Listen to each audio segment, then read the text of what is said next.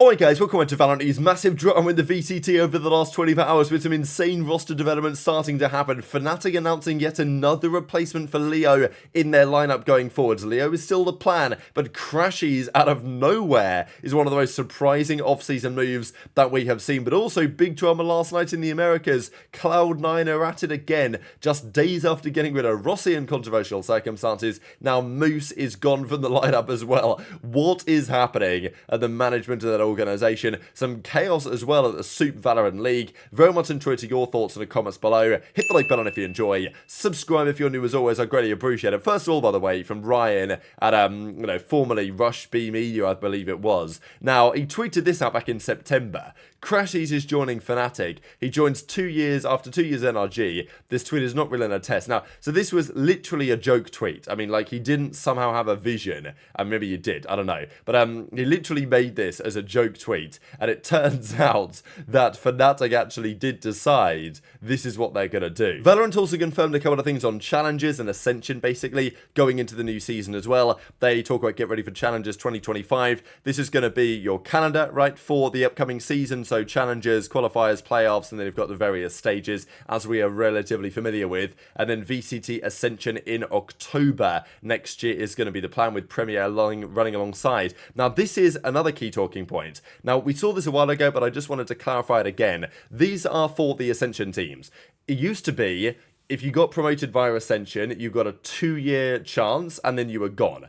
That's basically what's happens, but from now on, it's no longer a 2-year shot, it's basically a 1-year shot, and this is your opportunity. So, if you make the World Championship, you get extended your slot, and it's a pretty big challenge, but if you do, as an Ascension team, you get to go for another year. If you make top 8, as in if you make the playoffs of the region, then you get to fight for it, you get to try and defend it against the teams that did well, of course, in Ascension down below. And then if you miss the playoffs, then you get relegated. Guaranteed, right? You get placed back to the Challengers League. So, yeah, this does definitely inspire the teams in this position to try and win and try and do as well as they possibly can. You cannot get away with, if you are an Ascension team, just saying, oh, we get our 2 years to enjoy things and reap the rewards and the benefit to being in the VCT, the stipends and, the money from stickers and stuff like this. No, not so clear. You can stay as an Ascension team if you do well and you win, as some of them may well do. Also interesting to note, these are the teams, according to Riot, with the Academy rosters for the upcoming season. We're seeing it in the EMEA, we're seeing it in the Americas, we're seeing it in the Pacific as well. So pretty exciting stuff, and of course on here we find Sentinels, and it's like, okay, where is Sentinels Academy officially? And we got the official confirmation last night. Now, we kind of knew it was going to happen, but as of yesterday, they have officially announced Cubert Academy as their Valorant Academy team for the 2025 season. There was some speculation that MA team might be dealing with this roster to some degree. Doesn't seem especially likely, but of course, as we know, their roster was Crashies. Crashies was featured. Crashies, Victor, Redux, and those boys. Well, it was, I think, meant to be Crashies, but then Crashies wasn't available for some mysterious reasons, maybe Fnatic related, I don't know. Instead of, so they brought like somebody else in. Instead, they had Mitch in the team for a time as well, but of course, he's now got to Cloud9. So it's all kind of confusing exactly what Cubert Academy's roster is going to be. But it will be Redux +4. That is basically the conclusion right now. And so yeah, they've officially confirmed that, as Redux says, going to have the best team in challenges, he says. More details to be announced soon in terms of what their actual roster is going to be. But yeah, the Cubert Academy with Sentinels is locked in for the new season. This other was pretty funny as well. Everyone knows that the VLR.GG rankings are not exactly the greatest. And it's funny, if you go to North American and you look at the regional rankings, you will find the best team in the world, according to the latest data, is the Cubert Academy. Now, that's because they basically took over from Oxygen Esports, who were doing very well last year in challenges.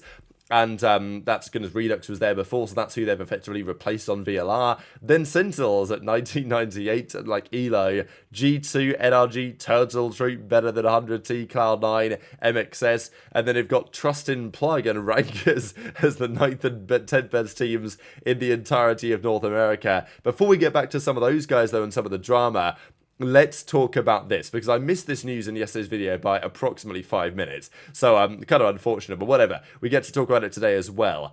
Fnatic it's been a big conversation point. And I think for me, this unfortunately doesn't come as a massive surprise that Leo is not available. We just don't know what the story is with Leo. We can wish him the best and wish him well, and we will continue to do so. But Fnatic nor Leo have never been able to be especially clear as to, when, effectively, the possibility for a return might be there for Leo into the starting lineup. We know that they signed Sayonara for a couple of off-season tournaments which they played, but now it's going to be Crashies joining the starting lineup. And this is a pretty remarkable turn of events for Crashies to be the man that they've gone and got. But for the short term at least, and maybe for the long term, Crashies, after his history on NRG and what he's achieved over there, and looked like he was maybe going to be in challenges this year. I think Victor was, maybe even Crashies was talking about it a while ago, saying, oh yeah, maybe this will be the year that Victor and Crashies no longer team as a duo. And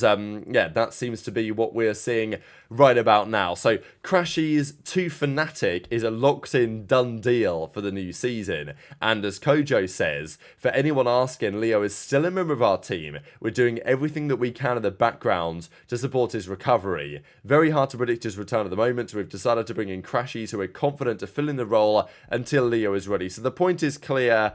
Crashies is a fill-in, but he may be a fill-in that lasts, the test of time, because, member of the team, not a starting player, right? Which is, difficult for Leo, because at times he's been literally the best player in the entire world. Crashies has big boots to fill, but he's a capable player himself. It is tricky though, right? Because at some point they may have to recognize Fnatic, and I'm sure that they are starting to recognize that, maybe we do need at some point some sort of permanent replacement here. Like, we don't know, but the idea of Crashies, filling in the role as Sayonara did, but Sayonara not old enough to play the regular season. So I think they are treating Crashies as more of a serious replacement. I think for good reason as well. Ideally, of course, for them, Leo would be back in business, but that is far from guaranteed as well. This is a pretty crazy stat that I saw as well, but let's talk about the Cloud9 drama, because what's going on at this organisation? It's an absolute shambles. These guys, the other day, dropped Rossi from their lineup in highly controversial fashion,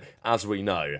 Oxy did a video, like Imi, they went on a camera, they talked about the problems. The team seemingly had come to a unanimous agreement that it was time for Rossi to go. He wasn't a good enough in-game leader, whatever.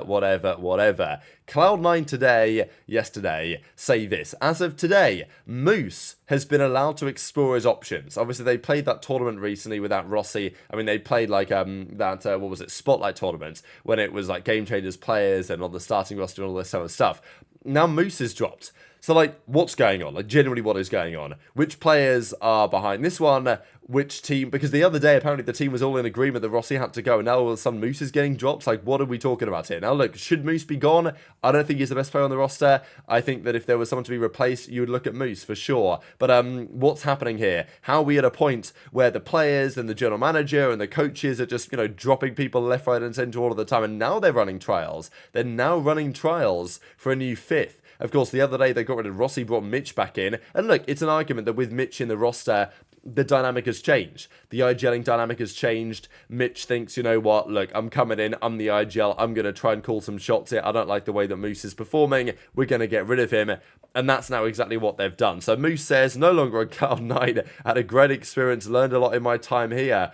And would you believe it, of course, who could be coming back into the team but Rossi? Look, at the end of the day, is there a talented player out there who could IGL? Maybe isn't the best IGL in Rossi, very talented, knows some of these guys with some experience, that might potentially come back in. Look, at the end of the day, if Moose was one of the key guys that wanted Rossi gone, I think there's an argument that Rossi back into Cloud9. Now, I don't know if he would do this, but this would be the most Cloud9 thing that Cloud9 have ever Cloud9'd. If they drop Rossi and bring him back like a week later because they've dropped one of their other players. I genuinely think of this evidence, it's only a matter of time until Riot just rescinds their franchise partnership spot. Like, it's just been bad. And it continues to be bad, of course, as we full well know right now. So Rossi's hinting about potentially coming back. We actually saw Lobster Monster Fisher, as in Moose, scrimming with a couple of teams yesterday. He was actually playing with TSM briefly, which I thought was kind of interesting, with GMD and Sim. And then we also saw this, when in this one he was scrimming with Stella and Scuba and those guys.